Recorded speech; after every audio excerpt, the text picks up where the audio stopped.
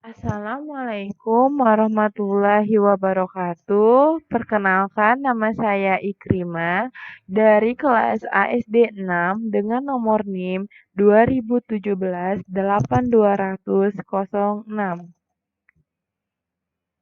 Di video kali ini, saya akan melakukan micro teaching yang berbasis ICT. Kurikulum yang saya gunakan yaitu kurikulum 2013, kelas atau semester kelas 4, semester 2, tema 8, daerah tempat tinggalku, subtema lingkungan tempat tinggalku, fokus pembelajaran bahasa Indonesia dan IPA.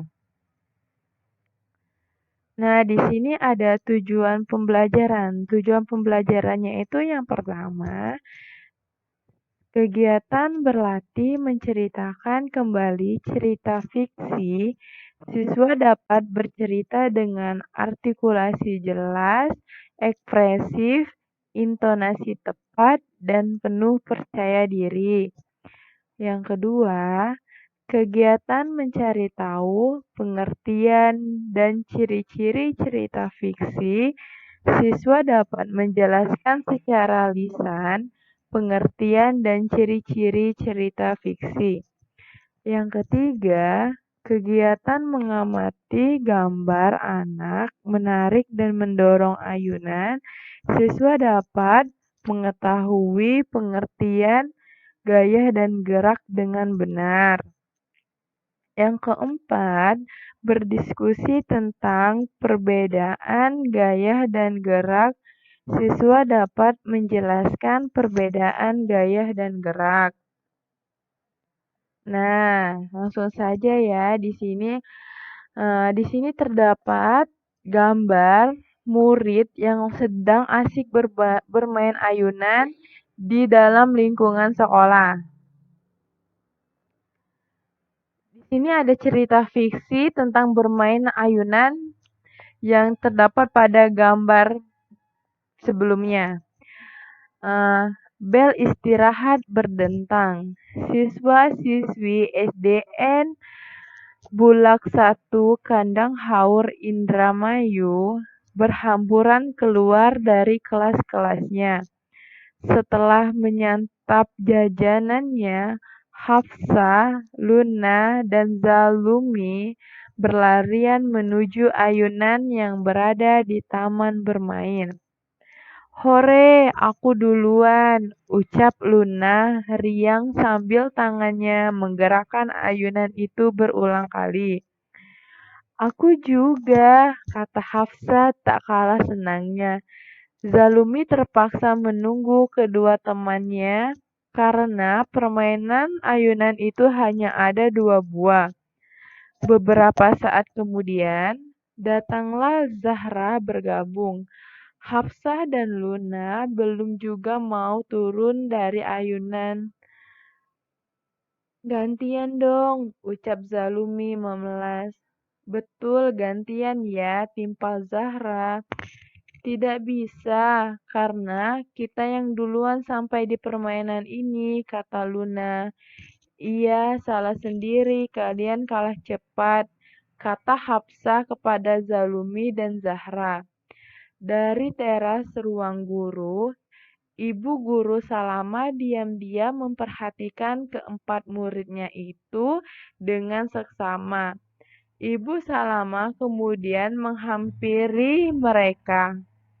"Ada apa ini? Kalian sedang memperdebatkan apa?" kata Ibu Salama dengan suara lembut. "Kami ingin naik ayunan, tetapi sepertinya Luna dan Hafsah tidak mau gantian. Betul kan Zalumi?" Zahra memberi penjelasan. "Benar, Bu Salama," timpal Zalumi. Nah, setelah murid-murid membaca cerita fiksi, murid-murid mengetahui apa sih itu pengertian dari cerita fiksi. Cerita fiksi adalah karya sastra berisi cerita, rekaan, atau didasari dengan angan-angan atau fantasi dan bukan berdasarkan kejadian nyata, hanya berdasarkan imajinasi pengarang. Ciri-ciri cerita fiksi yang pertama yaitu bersifat rekaan atau imajinasi pengarangnya. Yang kedua, memiliki kebenaran yang relatif atau tidak mutlak atau tidak harus. Yang ketiga, siswa memiliki sistematika yang baku. Yang keempat, memiliki pesan moral atau amanat tertentu. Nah, di sini ada juga jenis-jenis cerita fiksi. Jenis-jenis cerita fiksi yang pertama, fabel. Fabel adalah cerita rakyat yang tokoh pelakunya berupa hewan dan hewan tersebut berperilaku seperti manusia. Contohnya, cerita kancil yang cerdik dan serigala yang licik. Yang kedua, legenda. Legenda adalah sebuah cerita yang berisi tentang asal-usul terjadi suatu tempat dan peristiwa. Yang ketiga, ada mite.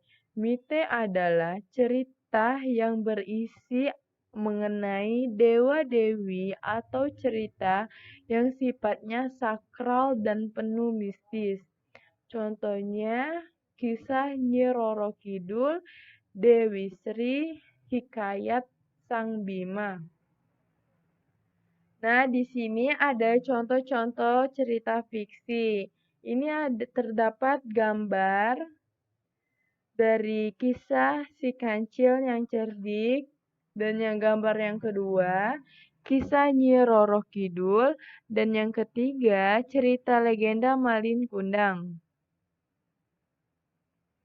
Nah, setelah siswa mengetahui apa sih itu pengertian cerita fiksi, ciri-ciri cerita fiksi, jenis-jenis cerita fiksi. Nah, siswa dapat mengetahui pengertian gaya. Di sini kan di sebelah ini terdapat gambar anak yang sedang bermain ayunan.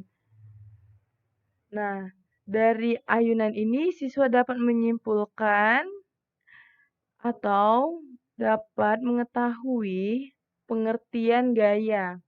Gaya adalah dorongan atau tarikan yang diberikan pada suatu benda. Gaya dapat mempengaruhi gerak dan bentuk benda. Pengertian gerak. Gerak adalah perubahan atau peralihan posisi, kedudukan, atau tempat dari suatu benda atau makhluk hidup dari posisi atau kedudukan awal. Yang ketiga, perbedaan gaya dan gerak. Gaya merupakan dorongan atau tarikan yang menyebabkan suatu benda bergerak. Sedangkan gerak adalah perpindahan tempat atau perubahan percepatan suatu benda karena adanya gaya. Gaya dapat mempengaruhi bentuk benda, sedangkan gerak tidak. Nah, di sini ada contoh dari gambar gaya dan gerak. Di sini ada gambar Udin yang sedang mendorong meja. Dan di sini ada seorang anak dan ayah yang sedang asik bermain ayunan.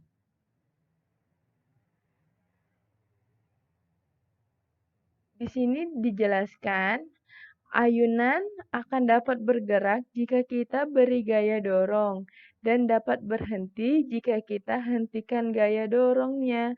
Jadi, ayunan ini bersifat gaya dan gerak.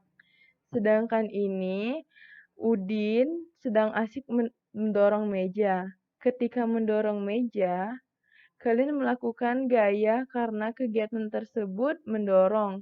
Karena mendorong itu kegiatan memindahkan benda dari suatu tempat ke tempat yang lain. Apa sih pengaruh gaya terhadap benda? Yang pertama, gaya menyebabkan benda diam menjadi bergerak. Yang kedua, gaya menyebabkan benda bergerak menjadi diam. Dan yang ketiga, gaya menyebabkan benda bergerak semakin cepat atau lambat. Yang keempat, gaya dapat mengubah arah gerak benda. Yang kelima, gaya dapat mengubah bentuk benda. Nah, baiklah. Di sini kakak mempunyai 3 soal kuis. Soal kuisnya ya langsung aja. Yang pertama, cerita fiksi adalah cerita yang dibuat berdasarkan A. Imajinasi atau karangan penulisnya. B. Kisah nyata yang telah terjadi pasti. C. Cerita misteri yang menakutkan. D. Mitos dan kejadian aneh di dunia. Jawabannya adalah A.